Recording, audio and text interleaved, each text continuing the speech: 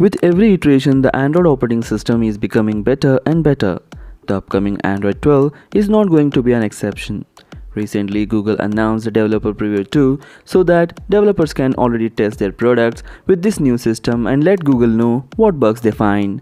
In this video, I'm going to discuss some of the upcoming amazing features of Android 12.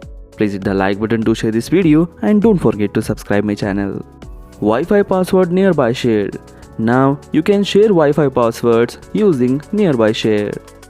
Emergency SOS. In the personal safety app, we will get the features like car crash detection feature or some of the features like that.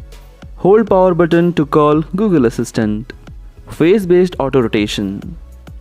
As you guess, we are talking about a face-based auto rotation system, which will be a very interesting feature. Machine learning for side swipe back gesture.